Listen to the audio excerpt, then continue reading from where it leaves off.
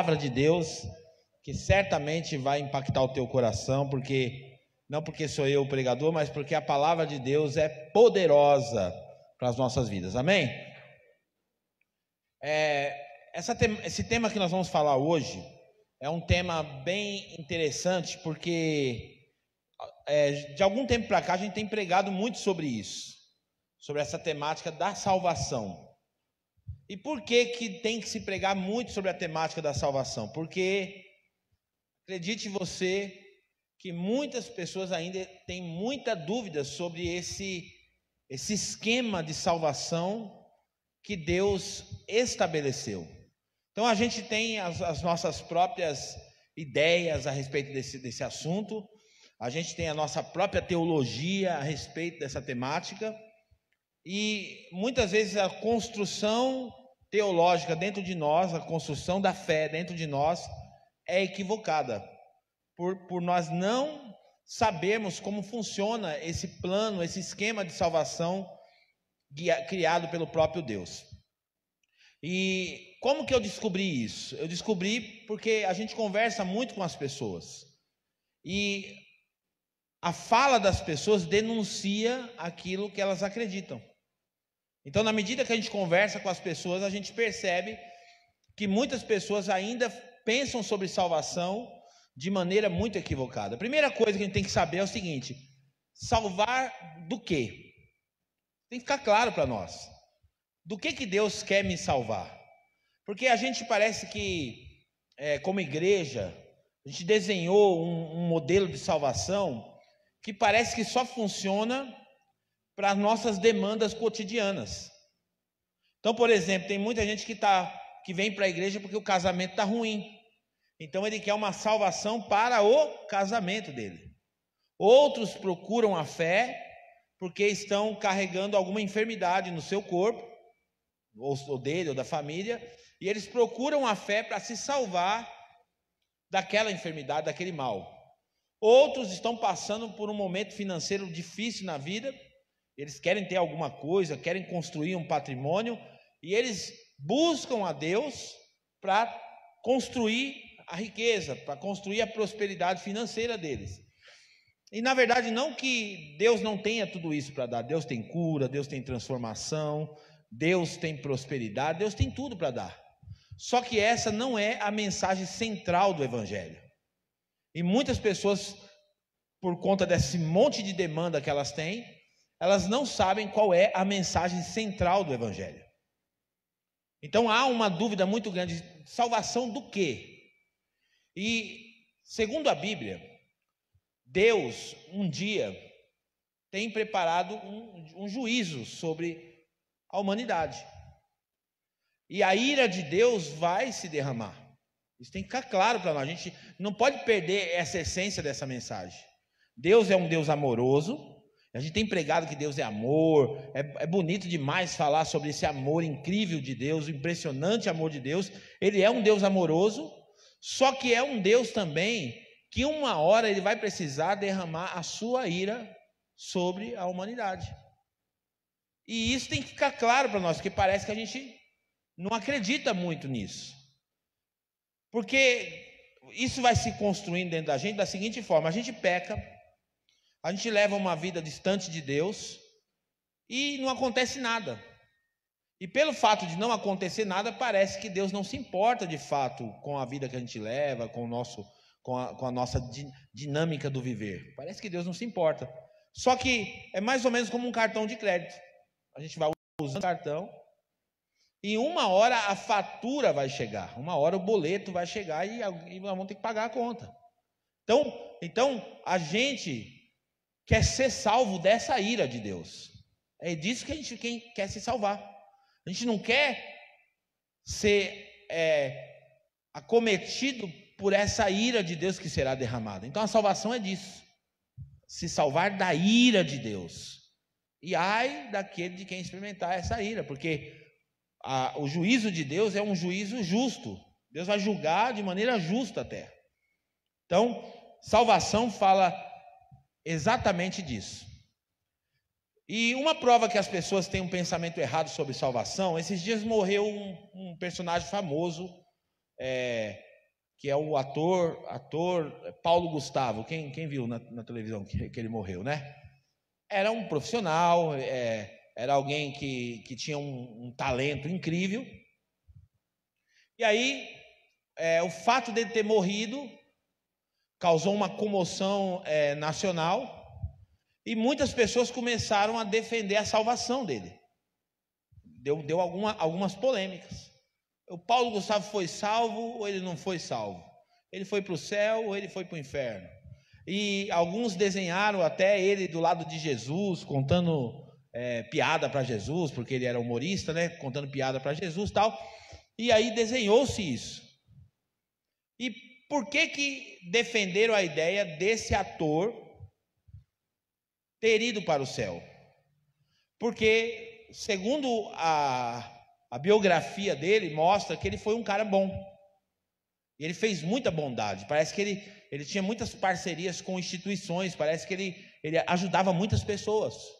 Como ele era uma pessoa muito próspera, então ele podia também repartir o seu dinheiro, a sua riqueza, com muitas pessoas. Então, na cabeça do ser humano é o seguinte: poxa, ele foi tão bom que não é possível que ele não tenha sido salvo. E eu não estou aqui para dizer que ele foi ou que ele não foi, porque eu também não sei. Não tem como eu medir a salvação de ninguém. Eu não sei se ele foi ou se ele não foi salvo. E também não é isso que eu estou querendo explicar para você. Eu estou querendo dizer o seguinte, que a salvação de ninguém pode ser medida pela bondade da pessoa. Quantos aqui já ouviram falar na Madre Teresa de Calcutá?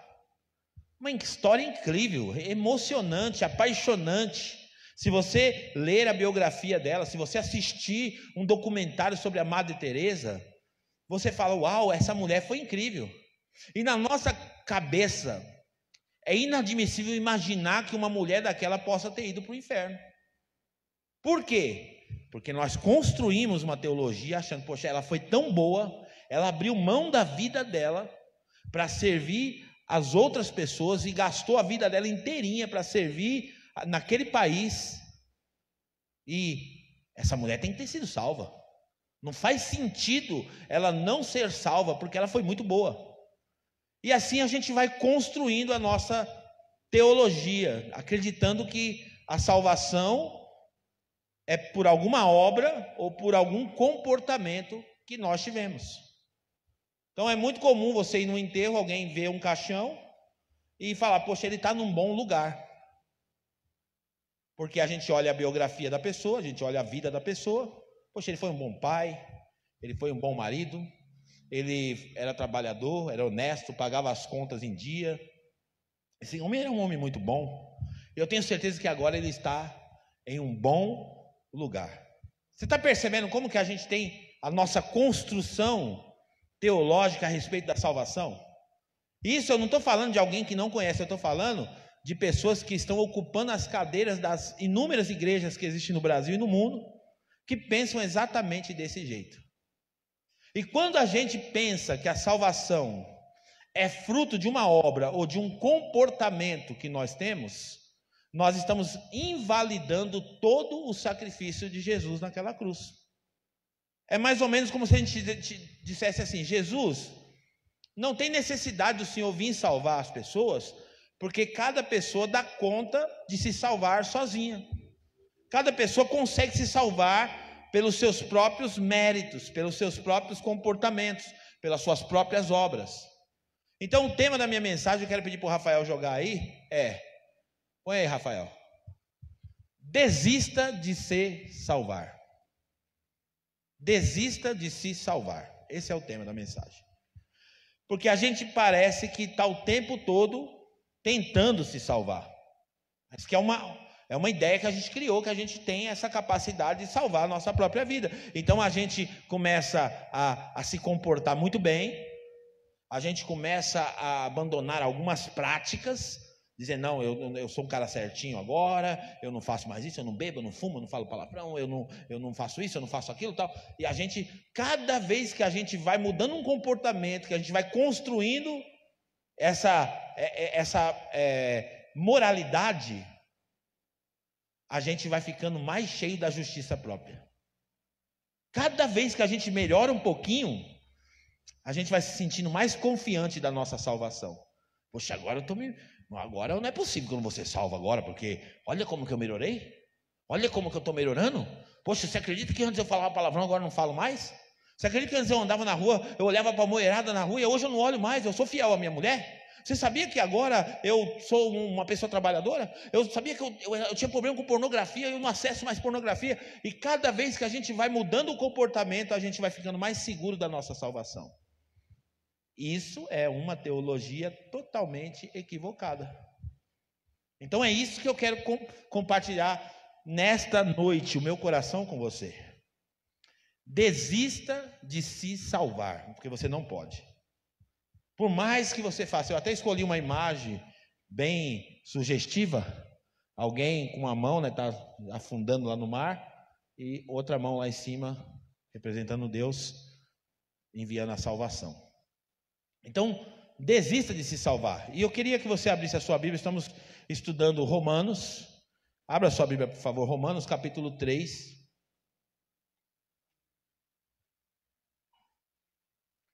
Tivemos aqui na terça-feira, startamos aqui um curso de teologia muito importante e muito bom.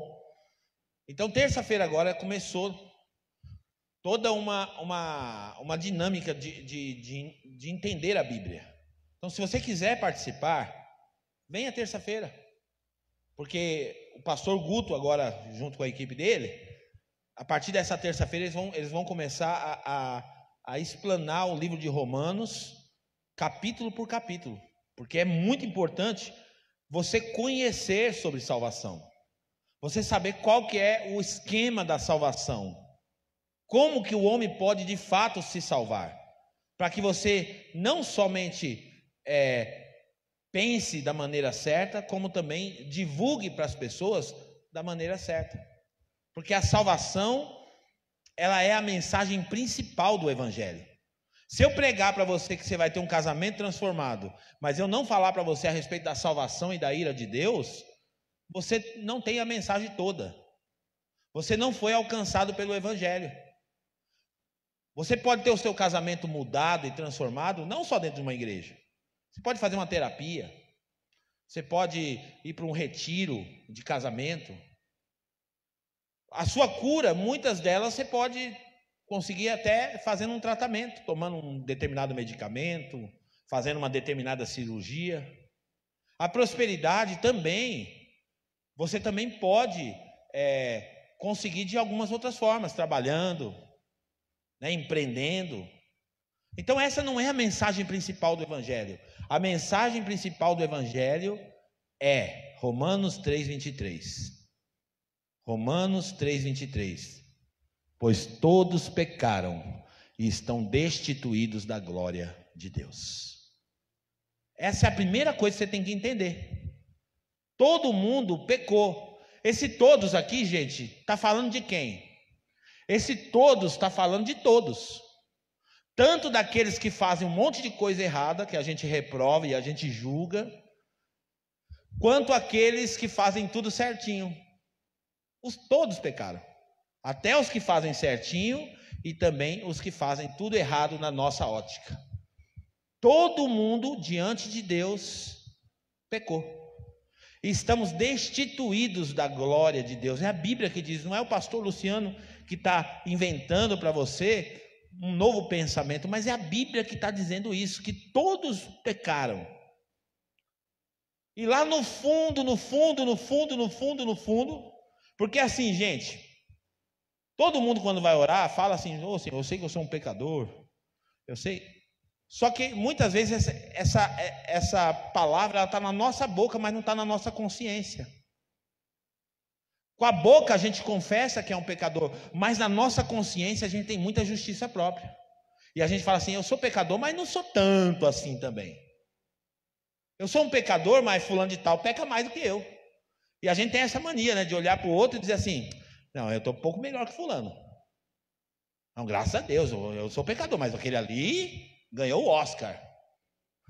É assim que a gente se comporta. Então lá no fundo a gente tem que se sentir merecedor da salvação. Então a gente sente um pouquinho que merece, sabe? A gente sente lá no íntimo, mesmo lá no nosso âmago, a gente acha que a gente merece pelo menos um pouquinho do favor de Deus. Porque afinal, a gente está se comportando tão bem. Olha, você veio para a igreja hoje, domingo, olha só que bonitinho que você é. Você tomou banho, veio para a igreja hoje. Afinal, muitas pessoas nem vieram. Olha como é que você é merecedor da salvação. Então a gente vai construindo esse padrão de justiça própria. E a gente vai se achando merecedor da salvação. Agora deixa eu te falar. Se você se achar merecedor da tua salvação, 1 milímetro é muito pouco, não é? Não é uma coisinha pequenininha, 1 milímetro. 1 milímetro que você se sentir merecedor da tua salvação, você já está dizendo assim: Jesus, eu não confio 100% no Senhor. Eu não confio 100%, porque eu tenho que ter a minha carta na manga. Eu tenho que ter a minha participação. É muito comum a gente dizer, a gente tem que fazer a nossa parte. É muito comum a gente pensar dessa forma. Porque desde pequenininho, gente, a gente aprendeu assim. Está achando que essa mensagem que eu vou pregar, você vai sair daqui entendendo? Não. Isso aqui é uma construção. Por isso tem que pregar sempre. Porque você não vai sair daqui entendendo 100% que eu vou pregar. Mas desde pequenininho, o que a mãe falava para a gente? Olha, se você se comportar bonitinho, Deus vai gostar de você. Olha, e a gente sempre pinta Deus dessa maneira, porque é assim que a gente conheceu Ele. Parece que Deus tem uma afeição especial para quem se comporta muito bem e uma rejeição para quem se comporta muito mal. Essa é a imagem que a gente pintou do próprio Deus. Só que para Deus, todos estão na mesma balança. Deus não olha assim e fala, aquele ali tem um bom comportamento e aquele ali tem um mau comportamento. Não. Deus olha para toda a humanidade e diz, todos pecaram e destituídos estão da minha glória. Todos. Então isso é muito profundo, a Bíblia é realmente tremenda. Então lá no nosso íntimo a gente tem essa meritocracia. A gente quer se sentir merecedor. A gente quer sentir que a gente fez a nossa parte, a gente fez bem a lição de casa, a gente fez bem o dever. Então a gente tem esse sentimento lá no nosso íntimo. Não, afinal eu estou fazendo uma coisinha aí, estou acertando. E quando a gente lê Romanos, capítulo 1, capítulo 2 e até o versículo 8, se eu não me engano, do capítulo 3, a gente meio que fica até desanimado. Porque o capítulo 1 vai falar dos gentios. E vai falar que nós, os gentios, aqueles que não são judeus, a própria Bíblia vai ler, eu não vou conseguir ler com você, mas se você quiser, você lê, e vem amanhã para terça-feira para teologia, que você vai aprender muito. Mas o capítulo 1 vai falar sobre os gentios e sobre a condenação deles. Vai dizer assim, os gentios, eles já foram entregues para viver as paixões deles. Eles realmente estão mergulhados numa vida de pecado. Eles já estão condenados. E quando os judeus talvez lê o capítulo 1 de Romanos, eles dizem assim, é isso mesmo, esses gentios aí são pecadores mesmo. Só que de repente no capítulo 2, a gente vê o apóstolo Paulo falando para os judeus a mesma coisa. Fala, os gentios vão para o inferno. Não existe nada que os gentios possam fazer para se salvar.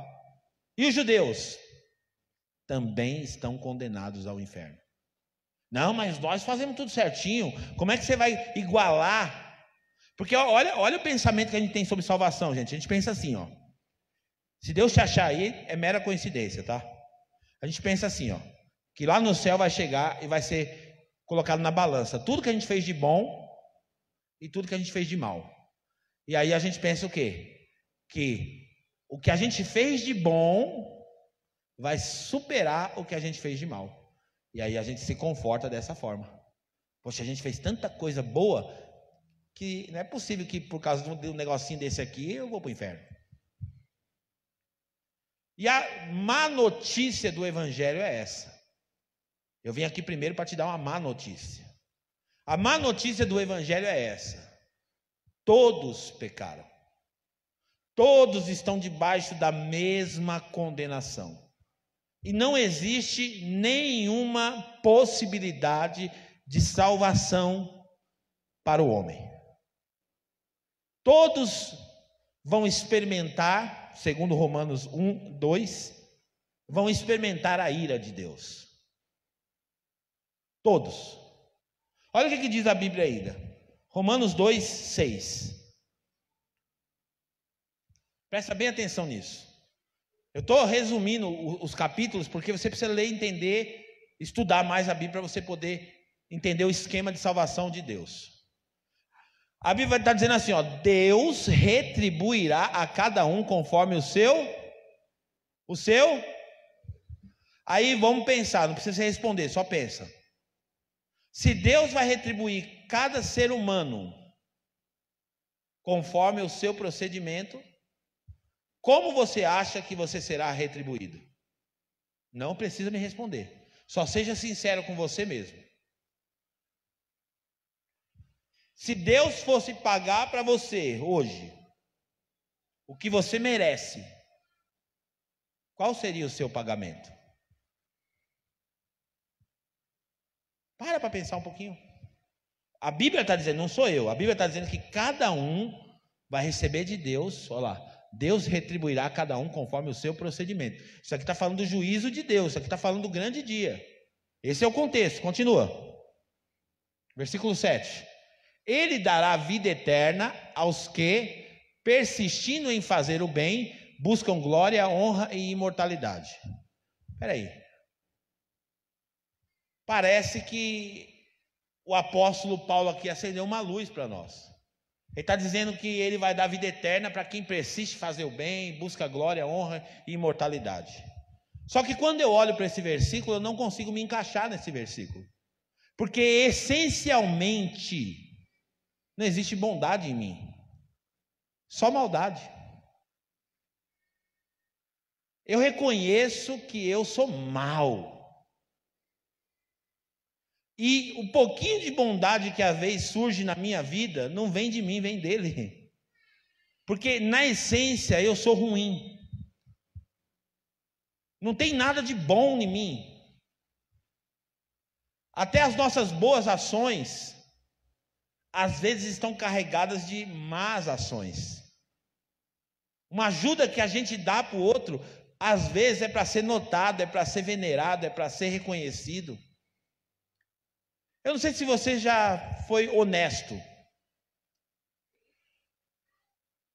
Uma coisa é você chorar a morte de alguém muito querido. Alguém que foi bom para você, alguém que deixou uma marca positiva em você. E outra coisa é você falar assim para as pessoas, meus sentimentos, mas é aquele meu sentimento da boca para fora. Porque lá no seu íntimo mesmo, se você for muito honesto, você vai falar assim, mas fulano mereceu morrer. Lá no íntimo mesmo. Parece que a gente não consegue encontrar bondade na gente. Lá no íntimo mesmo, a gente fala, mas fulano só deu prejuízo. Isso aí, olha, desonrou o pai dele, desonrou a mãe dele. Poxa, fez mal, matou, não sei o que. E lá no íntimo, a gente, essa maldade que existe na gente, a gente não consegue realmente se compadecer daquelas pessoas. Por quê? Porque nós, essencialmente somos maus. Por isso que não tem como se salvar pela nossa bondade. Por quê? Porque a gente até vai ser bom de vez em quando, não o tempo todo. A gente até vai conseguir ser bom em algum momento, fazer uma bondade em algum momento, mas não integralmente. Continua para mim o texto. Mas haverá ira e indignação para os que são egoístas. E qual que você acha que você se encaixa mais? No versículo acima ou nesse aqui? Os que são egoístas, os que rejeitam a verdade e seguem a injustiça. Continua. Haverá tribulação e angústia para todo ser humano que pratica o mal. Uau! Parece que está falando de mim e de você. Primeiro para o judeu, porque a responsabilidade maior é deles, que a salvação veio para eles. E também para o grego, que fala dos gentios, todo o povo que não é judeu. Então nós nos parecemos muito mais com esses 2 versículos que eu li por último do que com o primeiro. Então, se a gente contar com a nossa bondade para alcançar a salvação, nós vamos ficar em apuros. Versículo 10. Mas a glória, honra e paz para todo o que pratica o bem. Primeiro para o judeu e depois para o grego. Ele está dizendo o seguinte: para quem pratica o bem, o critério de Deus seria esse. Para quem pratica o bem, Deus vai honrar. Para quem pratica o mal, Deus vai punir. E aí eu pergunto para você, de que lado dessa balança que você se encontra? De que lado dessa balança que você está? Você está do lado do que pratica o mal ou do que pratica o bem? Posso falar uma coisa para você com toda sinceridade? Eu estou do lado que pratica o mal. De vez em quando eu consigo praticar o bem, mas eu sou terrivelmente mal. E eu reconheço isso. Então, se eu olhar para esse critério de Deus, não tem chance para mim. Não tem como se salvar. Versículo 11. Pois em Deus não há parcialidade. Então, como Deus é um juiz imparcial, ele vai tirar exatamente pela obra que cada um fez. Lembra que eu li o primeiro versículo? E Deus vai recompensar cada um segundo o seu procedimento, a sua obra. Então Deus é imparcial. Não tem como você chegar e fazer que nem no Brasil se faz muito, chega lá e compra o juiz.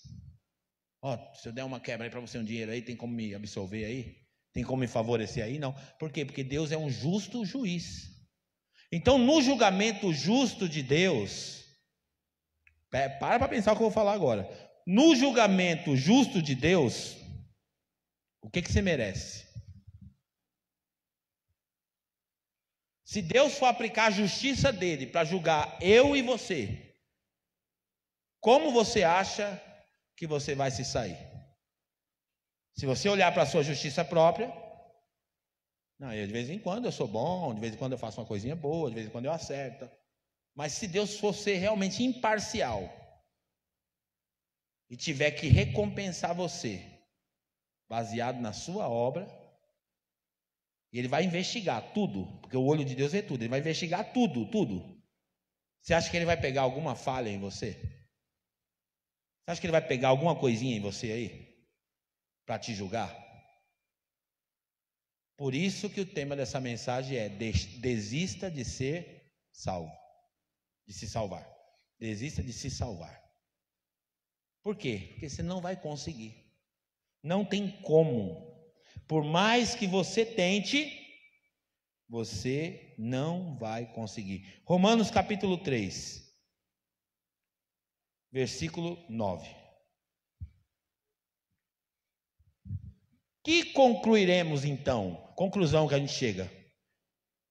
A conclusão é: estamos em posição de vantagem? Pelo fato de nós sermos os evangélicos. Tem uma vantagem.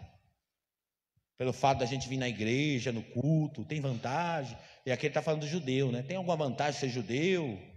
Aí ele falou: não, já demonstramos que tanto judeus quanto gentios estão debaixo do pecado. Essa é a má notícia. Essa é a má notícia. Não tem vantagem nenhuma. Por quê? Porque Deus não vai usar camaradagem para julgar. Continua, por favor. Como está escrito, não há nenhum justo, nenhum sequer. Continua. Não há ninguém que entenda, ninguém que busque a Deus. 12. Todos se desviaram, tornaram-se juntamente inúteis. Não há ninguém que faça o bem. Não há nenhum sequer. É a Bíblia que está dizendo. Quer contrariar a Bíblia? Pastor, esse culto está pesado. Sabe por quê? Porque a má notícia é doída mesmo. A má notícia é essa. Quando a gente olha para nós mesmos, sabe qual que é o sentimento que tem que permear a nossa vida, que tem que tem que invadir o nosso ser diante de uma verdade dessa? Uma consciência de pecado tremenda tem que tomar conta de nós. É isso que está faltando para a igreja brasileira.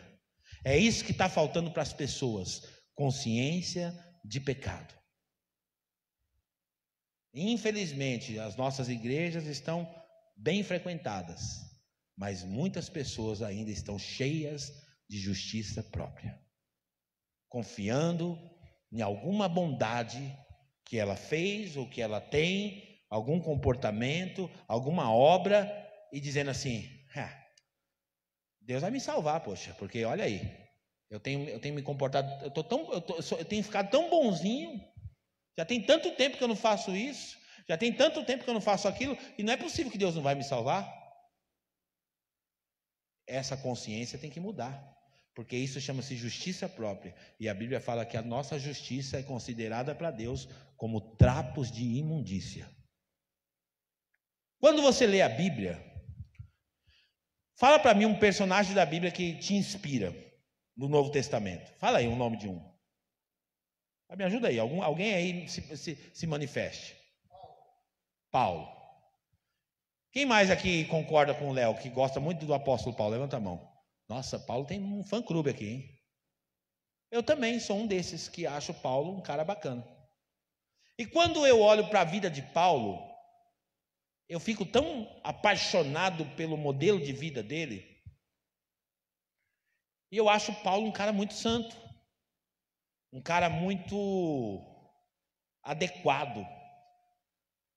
E quando eu olho para a minha vida comparada a Paulo, eu me sinto ruim. Então Paulo, para a igreja cristã, ele é quase que se não tomar cuidado, vira até um Deus. Porque ele é realmente um apóstolo que inspira. Só que ele tinha uma consciência de pecado que deve inspirar a minha vida e a sua. 1 Timóteo capítulo 1, versículo 15. Olha a consciência de pecado de Paulo. E é assim que cada um de nós aqui tem que se sentir. 1 Timóteo 1,15. Esta afirmação é fiel e digna de toda aceitação. Cristo Jesus veio ao mundo para salvar os pecadores, dos quais eu sou o pior. Paulo não estava olhando para o pecado de ninguém, mas olhando para os seus próprios pecados. E uma consciência de pecado tomou conta dele de um jeito tão especial, que ele disse assim: de todos os pecadores que existem, eu sou o pior. Será que você consegue olhar para os seus pecados nessa noite e fazer essa mesma afirmação de Paulo?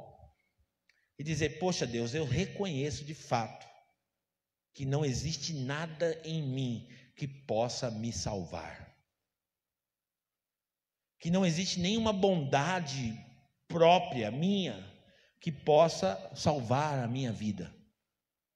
E é isso que Paulo está dizendo. Olha, Jesus veio para salvar os pecadores, e eu sou o pior deles. Você se considera o pior pecador? Isso é muito importante na vida cristã. É o esquema de salvação, gente. Eu estou aqui desenhando para você o esquema da salvação. E o esquema da salvação, primeiro, você tem que se reconhecer o pior pecador. Mas agora eu quero te dar a boa notícia. Uma vez que você recebeu a má notícia, agora você precisa receber a boa notícia. E essa boa notícia é o Evangelho de Cristo. Realmente é a boa nova de Deus. E essa boa notícia consiste em Romanos capítulo 3, é a continuação. Primeiro, Paulo mostra diante do critério de Deus, Lineker, ele mostra a lei de Deus, ele mostra o caráter de Deus, e ele diz: ninguém pode escapar da ira de Deus, porque Deus é um justo juiz, e Deus vai julgar as pessoas baseado na justiça dele. E por conta que Deus vai julgar baseado na justiça dele, ninguém pode escapar da ira de Deus. Ninguém pode escapar dessa ira. Mas a boa notícia vem dizer para mim e para você, e é isso que é salvação, e isso é que Deus quer que você faça, é assim que Deus quer que você entenda o Evangelho. Acompanha comigo essa leitura. Romanos 3, 21. Vamos lá. Mas agora se manifestou uma justiça que provém de Deus. Diga assim: justiça que provém de Deus. Uma justiça que se manifestou. Por quê, gente? Porque a iniciativa foi de Deus. Então agora se manifestou uma justiça que vem de Deus, independente da lei, da qual testemunharam a lei e os profetas. Ou seja, está tudo escrito antes. Esse esquema de salvação de Deus já estava escrito antes. Continuando, por favor. Justiça de Deus mediante a fé em Jesus Cristo, para todos os que creem. Não há distinção. Ou seja, não tem outro esquema de salvação a não ser pela fé. Não tem outro esquema para se salvar. O esquema da salvação, como a pastora Simone mencionou aqui um texto da Bíblia, que o Jefferson leu, Romanos 1,17, se eu não me engano. A justiça de Deus, do início ao fim, é pela fé. Não tem como você falar assim, mas eu vou acrescentar um pouco de boa obra, 1 milímetro de boa obra, 1/10 de boa obra. Não, é do começo ao fim pela fé. Justiça de Deus mediante a fé em Jesus Cristo, para todos os que creem. Agora a salvação não é etnia. Para o judeu é uma coisa, para o grego é outra. Agora não tem nada a ver com lei. Agora Deus colocou todo mundo na mesma condição. Todo mundo é pecador e a salvação é para aquele que crê. Como, pastor? Só pela fé, mais nada. Continuando. Pois todos pecaram, foi o texto que eu li antes, e estão destituídos da glória de Deus. 24. Sendo justificados como, gente? Me ajuda aí. Como? Quanto tem que pagar? Quanto você tem que pagar? Nada. O que você tem que fazer? Sabe por que você tem dificuldade de falar? Porque você não acredita. Isso eu não estou condenando você não. Sabe por que você tem dificuldade de falar que é de graça? Porque você não acredita que é de graça. Porque você tem dificuldade de acreditar que é de graça. Ele está dizendo que sendo justificados gratuitamente por sua graça, por meio da redenção que há em Cristo Jesus. Continuando. Deus o ofereceu como sacrifício para propiação mediante o quê? A fé, pelo seu sangue, demonstrando a sua justiça. Em sua tolerância havia deixado impune os pecados anteriormente cometidos. O que Deus fez? O esquema da salvação de Deus era esse. Deus precisava providenciar a salvação para o homem. Agora continua, olha aí. Mas no presente demonstrou a sua justiça, a fim de ser justo e justificador daquele que tem fé em Jesus. Simplesmente assim. Então agora o esquema da salvação é desenhado e construído 100% pela fé. E aí você pergunta, porque para pensar comigo, querido, se para você é difícil de entender, por isso que eu falei que você não vai sair desse culto aqui entendendo tudo. Se para você já é difícil de entender, você sabia que os apóstolos que andaram com Jesus tiveram dificuldade para acreditar nisso? Quando Jesus escolheu os seus discípulos, eles foram treinados para pregar o evangelho para os judeus. Eles não pregavam para outras pessoas, só para os judeus. A boa notícia eles davam só para os judeus, eles não davam para os gentios. Muito pelo contrário, eles olhavam para os gentios e eles desprezavam. Eles não comiam com gentios. Eles tinham todo um esquema montado de salvação, a lei judaica, que dava muita segurança para eles. Não comer determinados alimentos. E eles tinham muitos rituais, muitas cerimônias que davam segurança para eles da salvação. E de repente, Jesus escolhe um apóstolo que era perseguidor da igreja, chamado Paulo. E esse apóstolo é escolhido por Jesus para pregar o evangelho para todo o povo que não era judeu. E agora a porta da salvação, a porta da graça de Deus se abre para alcançar não só os judeus, mas para alcançar todo aquele que crê. E aquilo não fez sentido para os apóstolos. Quando Paulo começa a pregar o evangelho, olha gente que forte isso. Ele começa a pregar o evangelho e muitos gentios começam a se converter. Muitas pessoas que não eram judeus começam a se converter. Conversão. E aí deu um barulho tão grande que lá chegou lá no ouvido dos apóstolos, lá em Jerusalém. E foi convocado um concílio, uma reunião para discutir o assunto. E esse assunto foi para discutir o seguinte: está muito fácil esse esquema de salvação. Está errado isso daí. E começou a gerar controvérsias, porque as pessoas falaram: não, a gente aprendeu a vida toda que tinha que fazer isso, tinha que fazer aquilo, tinha que ser isso, tinha que fazer aquilo outro, e agora está pregando assim para os gentios de qualquer jeito. Não. E olha o que diz a Bíblia. Eu quero que você acompanhe Atos capítulo 15. Eu não posso deixar de contar essa história para você. Versículo 12, 15 e 12. Essa reunião está acontecendo em Jerusalém. Paulo está lá, Barnabé está lá. Pedro se levantou na reunião e falou: gente, é verdade mesmo, o evangelho tem que ser pregado para os gentios. Deus falou comigo. Deus me deu uma visão, eu fui lá na casa de Cornélio e tal. E Pedro está endossando a pregação de Paulo. E Paulo e Barnabé, todavia a assembleia ficou em silêncio enquanto ouviam Barnabé e Paulo falando de todos os sinais e maravilhas que por meio deles Deus fizera entre os gentios. Eles estão discutindo, uma reunião muito, muito acalorada. O clima está quente, porque eles estão dizendo: olha, Deus está batizando pessoas com o Espírito Santo, o negócio está acontecendo, os gentios estão realmente se entregando para Deus. E aí vai se levantar um homem chamado Tiago. E o Tiago não era o apóstolo, o Tiago, irmão de Jesus, se levanta nessa reunião. Pode pôr o próximo versículo. Quando terminaram de falar, Tiago tomou a palavra e disse: irmãos, ouçam-me.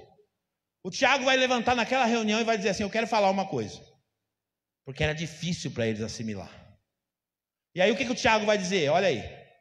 Simão nos expôs como Deus no princípio voltou-se para os gentios, a fim de reunir dentre as nações um povo para o seu nome.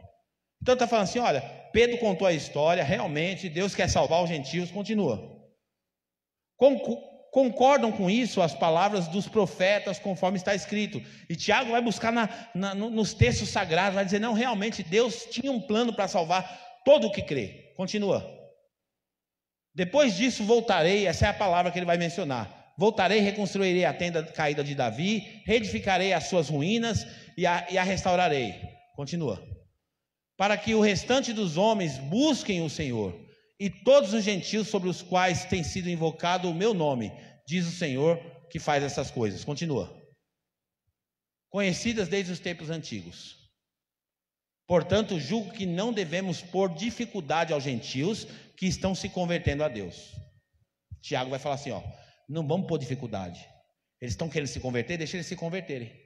Mas aí Tiago vai dar uma bola fora aqui agora. Próximo versículo, olha a bola fora que Tiago dá. Pelo contrário, devemos escrever a eles, dizendo-lhes que se abstenham de comida contaminada pelos ídolos, da imoralidade sexual, da carne de animais estrangulados e do sangue. O que o Tiago está colocando aqui? Lei. Ele está dizendo assim: não, tudo bem, eles vão se salvar, mas eles têm que cumprir uma parte da lei. E é assim que a gente vai vivendo a nossa vida até hoje. A gente quer aceitar uma salvação que é gratuita, mas a gente quer pagar alguma coisa por ela, nem que seja um pouquinho, nem que seja um cadinho de nada, a gente quer pagar. E nessa noite, eu quero que você reflita nisso, eu quero que você pense nisso. Sobe aqui o Ministério de Louvor, por favor.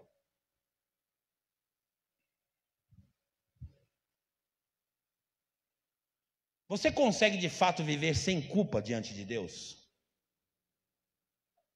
Você consegue viver sem culpa diante de Deus? Quando você lê Romanos 8, põe para mim Romanos. Quando você lê Romanos 8, você acredita no que você está lendo? Romanos 8, versículo 1. Portanto, agora já não há condenação para os que estão em Cristo Jesus. Porque ler isso é muito bonito, mas você consegue acreditar nisso? Você consegue acreditar que, de fato, a sua relação com Deus não pode mais ter condenação? Porque você foi remido pelo sangue do Senhor Jesus. Mas a gente tem uma dificuldade tão grande de acreditar nisso. A gente tem tanta dificuldade de crer dessa maneira. E a gente quer fazer alguma coisa, a gente quer pagar um preço, a gente quer fazer a nossa parte. Sabe qual que é a sua parte nessa história? Crer em Jesus. Já que você tem tanta obstinação por fazer a sua parte nessa história é crer. A Bíblia diz: sem fé é impossível agradar a Deus. Se você quer agradar a Deus de fato, você precisa acreditar nessa boa nova. E você sabe qual que é o objetivo dessa mensagem nessa noite? O objetivo dessa mensagem é dizer para você o seguinte: você precisa confiar 100% em Jesus para a sua salvação. Você não tem que confiar nem 1,1, nem 0,2, nem um milésimo em você mesmo. Porque se você olhar para você mesmo, você já está condenado. Se você olhar para você mesmo, acabou para você, não tem jeito. Se eu olhar para mim mesmo, não tem como me salvar, gente. E eu desisti de me salvar. Eu desisti faz tempo. Faz tempo que eu desisti de tentar me salvar. Desista de se salvar. Se entregue, se jogue, se lance nos braços de Jesus e confie plenamente no poder dele para a sua salvação. Sabe como é que a gente chega diante de Deus? A consciência de pecado é muito importante. Você dizer como Paulo falou: eu sei que eu sou o pior dos pecadores. Mas quando você se relaciona com Deus, você pode chegar na presença de Deus não como um miserável, pesado, cheio de culpa, cheio de medo, cheio de condenação, olhando para a própria vida e dizendo: eu sou um miserável mesmo. Não. A consciência de pecado você tem. Eu sou um pecador, mas eu reconheço que Jesus é o justo justificador, e Ele me justificou, e agora eu tenho ousadia e confiança para entrar na presença de Deus. Sabe o que é ter ousadia e confiança, meu irmão? Ousadia, quando você escuta essa palavra ousadia, do que você lembra? Pensa numa pessoa ousada. É alguém que realmente não tem vergonha, entra mesmo, sabe, faz coisas que surpreendem. Isso é ousadia. E a confiança é para quê? É para você chegar diante de Jesus tendo a certeza que Ele não vai rejeitar você. Sabe por quê? Porque Ele é a propiciação pelos nossos pecados. Por isso que você não vai ser rejeitado por Ele. Se você tentar se salvar pelo esquema antigo, você vai ser alvo da ira de Deus. Mas se você se render nessa noite e dizer assim: eu quero ser salvo, não por causa dos meus méritos, não por causa da minha capacidade, não por causa do meu comportamento, mas eu quero ser salvo, confiando plenamente em Jesus Cristo. Quando a gente faz o apelo de salvação, a gente fala assim: quem gostaria de entregar a vida para Jesus como único, exclusivo e suficiente Salvador? Por quê?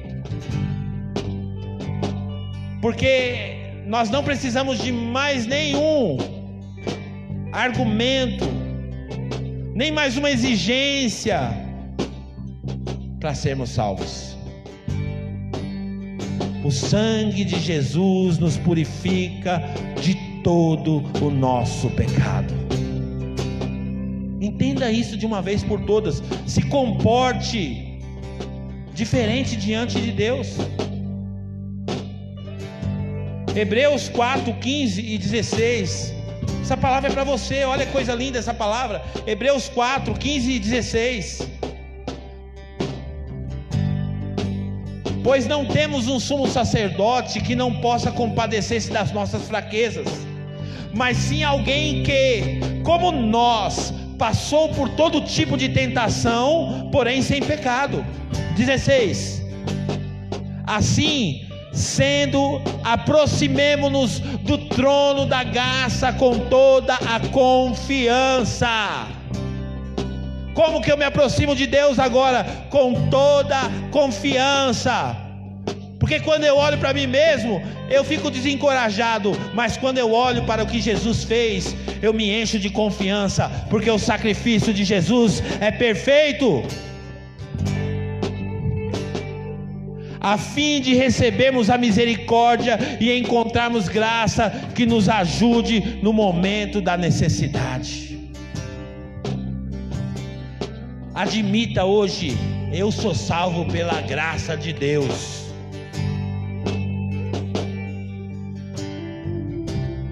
Essa semana eu ouvi um pastor conhecido, ele falou algo, e eu falei: meu, como as pessoas estão crendo errado. Ele falou assim, que ele não quer chegar diante de Deus. Só abaixa um pouquinho. Ele não quer chegar diante de Deus e os anjos abaixarem a cabeça diante dele e dizerem assim: esse miserável aí, só a graça de Deus para salvar ele mesmo. E o pastor falou que ele não queria passar por isso não, que ele queria chegar diante de Deus com honra. Ele queria ser realmente reconhecido pelos anjos, dizendo, aplaudindo ele, porque ele chegou. Está errado. Eu chegar diante de Deus e os anjos, se todo mundo, se eles forem falar, não sei se vai falar, mas eu quero que eles percebam: está chegando alguém aí pelos portais, alguém que só a graça de Deus podia salvar esse camarada, alguém que foi salvo exclusivamente pela graça de Deus, mais nada. Aí você pergunta para mim: pastor, tudo bem, eu entendi a mensagem, mas e a boa obra? Porque a Bíblia diz que a fé sem obras é morta, pastor. Querido, deixa eu te falar uma coisa. Realmente está escrito: a fé sem obras é morta. Mas primeiro vem a fé, depois vem a obra. Primeiro vem a fé. E aí a fé me encontrou.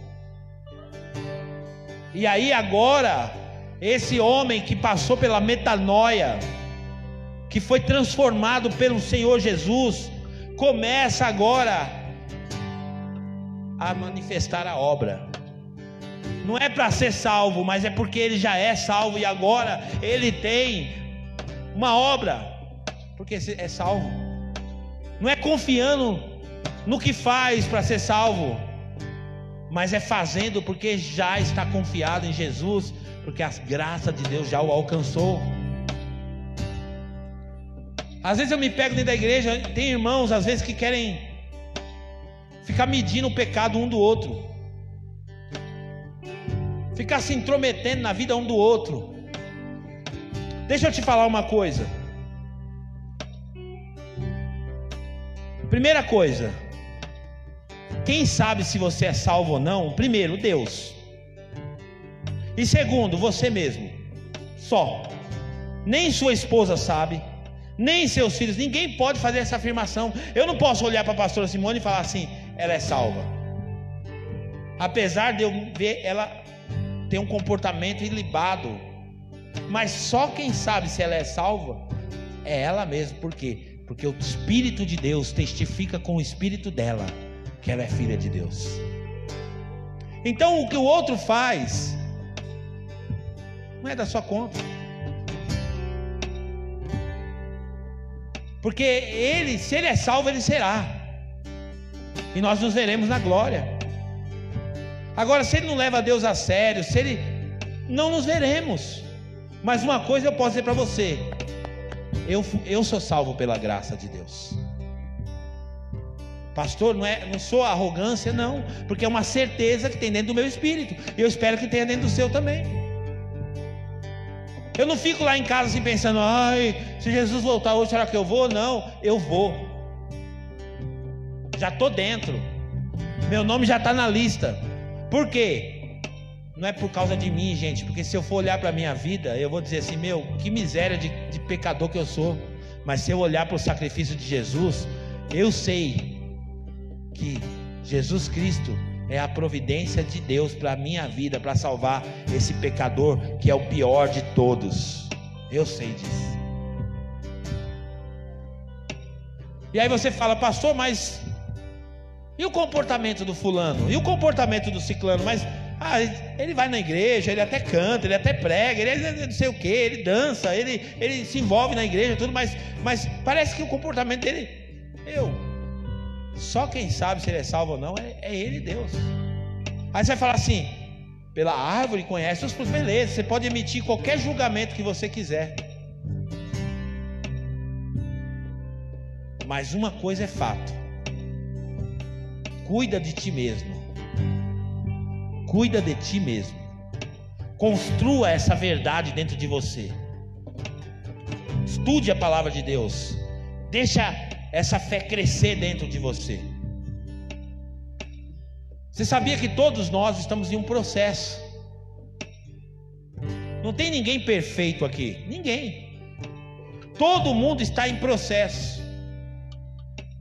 Agora, se você ama Jesus de verdade, você se submete a esse processo e você confia nele até para a sua própria transformação.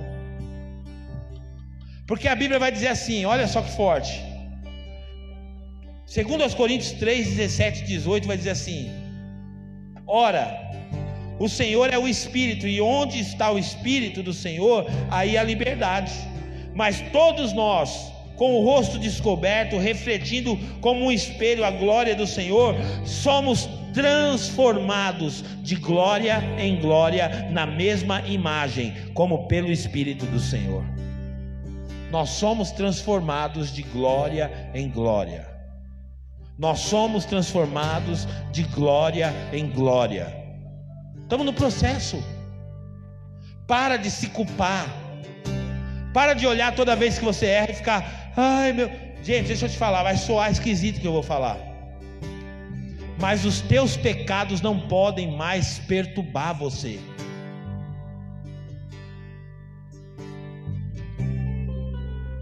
Se você é nascido de Deus, pecado tem que ser confessado, pecado tem que gerar quebrantamento, sim, mas ele não pode perturbar você.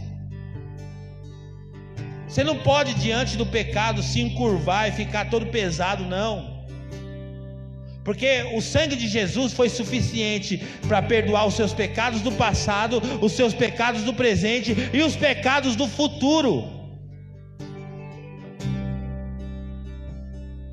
Aí você fala: então eu posso pecar, pastor? Querido, se você é de Deus de verdade, você não tem prazer no pecado mais. Essa é a maior marca do cristão. Você não precisa de um manual de regras. É simples. Se você é de Deus, você não tem prazer no pecado. Você já venceu. Filipenses 1,6 vai dizer o seguinte. Tudo isso aqui é a palavra de Deus. Filipenses 1,6.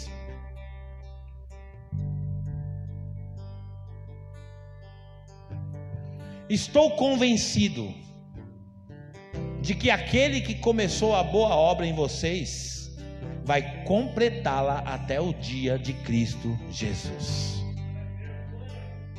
Uma boa obra foi começada na minha vida. Uma boa obra foi começada na tua vida. Não olha para você e fica se sentindo mal. Ai meu Deus, ai não. Uma boa obra começou. E quem começou essa boa obra? Foi Deus. Essa boa obra não foi você que, eu vou melhorar. Não, Deus começou uma boa obra na tua vida. Ele já começou. E ele prometeu: eu vou completar essa obra até o dia de Cristo Jesus, até o dia final, até o grande finale. Essa obra será totalmente completada. E para a gente concluir, 1 João 3,9.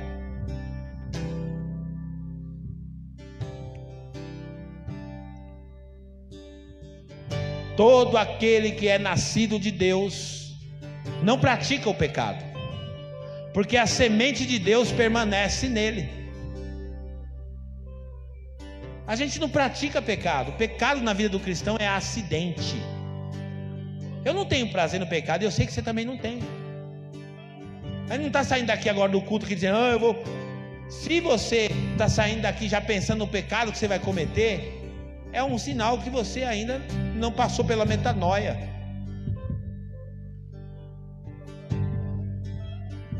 Todo aquele que é nascido de Deus não pratica o pecado, porque a semente de Deus permanece nele. Ele não pode estar no pecado, porque ele é nascido de Deus. Ele nasceu de Deus. Você é nascido de Deus, meu irmão. Você é nascida de Deus, minha irmã. E o pecado não pode mais permanecer em você, porque em você permanece a semente de Deus. E o pecado não vai ocupar esse espaço mais. Se aproprie dessa palavra. Vamos ficar de pé nessa noite. Esse é o esquema de salvação, gente. E eu estou sendo bem honesto com você. Tudo que eu preguei aqui está na Bíblia. Não tem nenhuma ideia minha. Toda essa construção teológica não tem nada a ver com a opinião do pastor Luciano, não. Isso é palavra de Deus. E você sai desse culto nessa noite diferente. Se você pertence a Deus, se você é nascido de Deus, você não tem prazer no pecado. Não deixe os seus pecados te perturbarem, atrapalhando a sua relação com Deus. Deus te conhece, Deus sabe quem você é. Desista de se salvar. Desista. Se entregue para Ele nessa noite. E eu quero convidar você agora a fazer a sua oração em rendição a Deus. Você vai se render para Ele agora. Você vai rasgar o teu coração. Você vai dizer para Ele: Senhor Jesus, eu desisto de tentar me salvar. Eu desisto de tentar ser certinho. Eu desisto de tentar com as minhas próprias forças alcançar o teu favor. Eu desisto. Feche seus olhos. Ouça o Espírito Santo ministrar o teu coração nessa noite.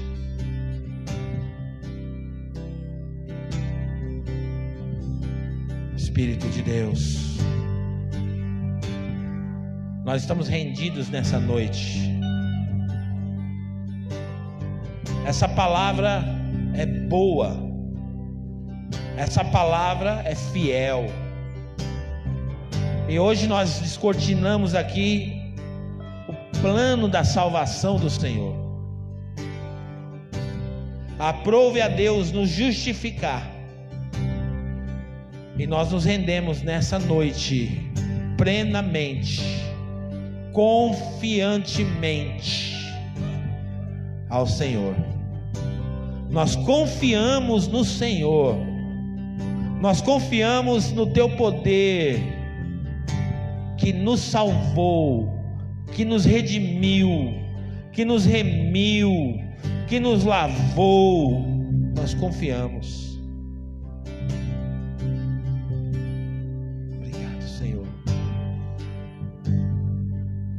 Oh Espírito Santo. Aleluia.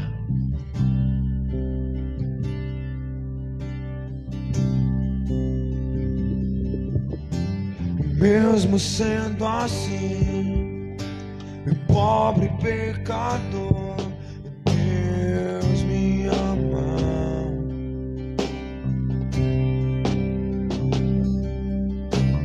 Mesmo sendo falho, mesmo sem merecer, Deus me ama.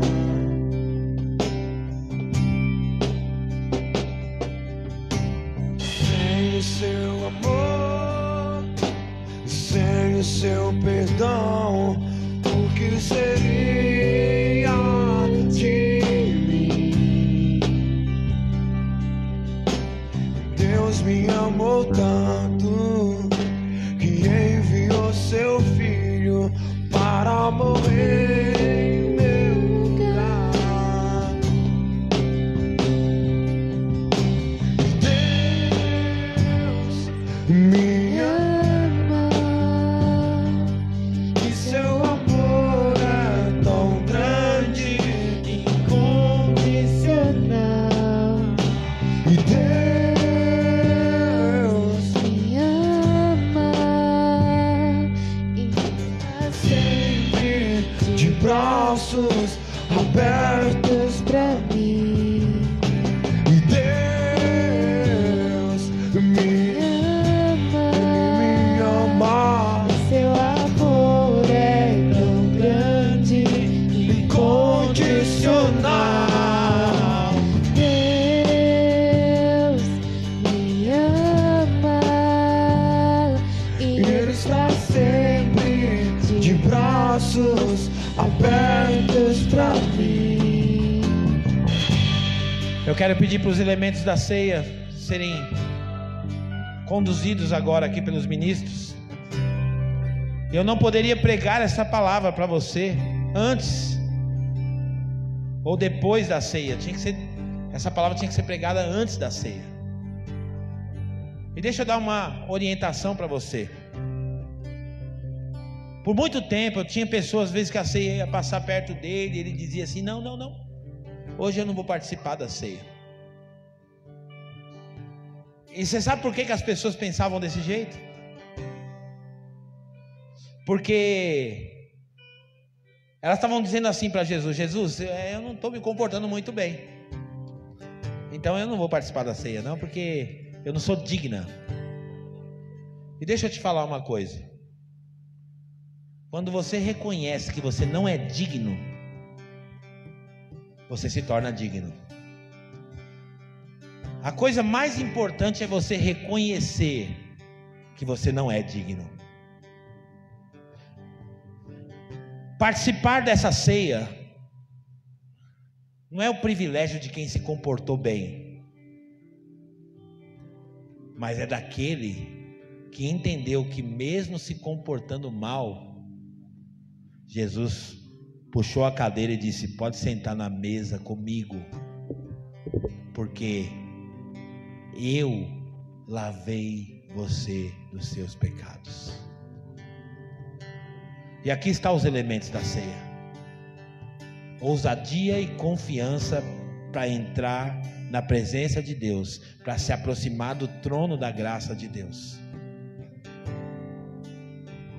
Senhor, aqui estão os elementos da ceia, e nós queremos te agradecer nessa noite, Pai, por cada um dos nossos irmãos presentes aqui hoje, aqueles que estão nos assistindo também pela internet.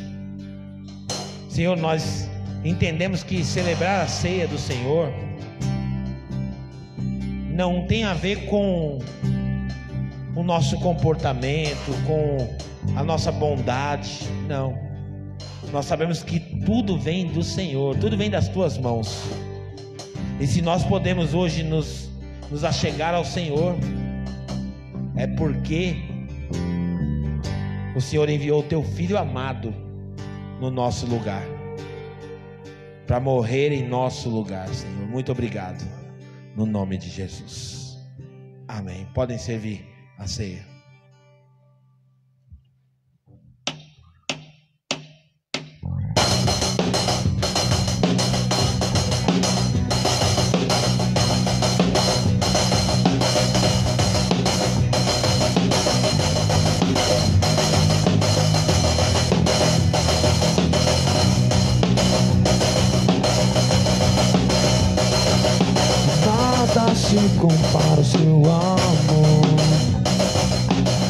deixou sua glória e habitou entre nós.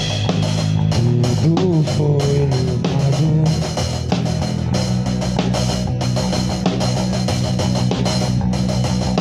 Levou sobre si as nossas dores, foi moído por nossos pecados, com teu sangue nós fomos livrados.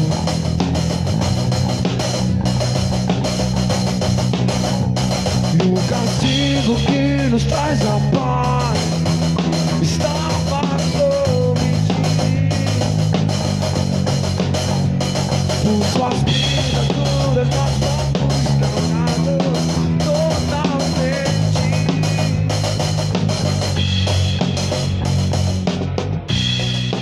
Não há amor igual, Jesus, tu és real. És o meu amigo fiel. Maravilhoso amor, se Jesus.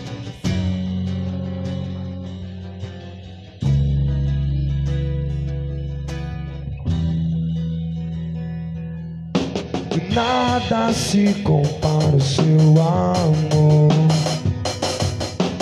Deixou sua glória e habitou. Tudo foi levado. Levou sobre si as nossas dores. Foi moído por nossos pecados. E com teu sangue nós fomos livrados.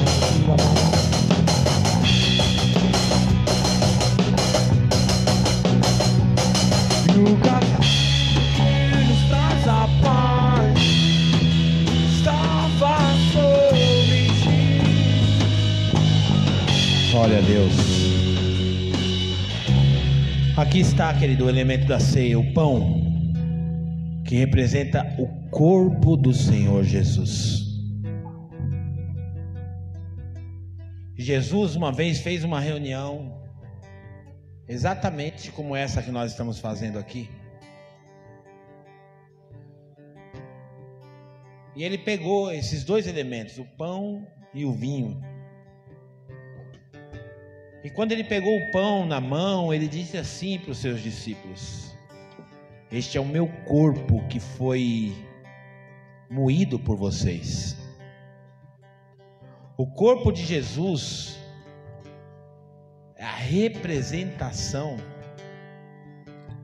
dos nossos pecados castigados nesse corpo.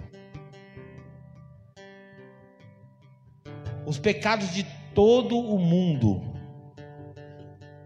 estavam sobre ele, a ponto do Pai olhar para ele e virar as costas. E ele dizia assim: Eli, Eli, lama sabachthani.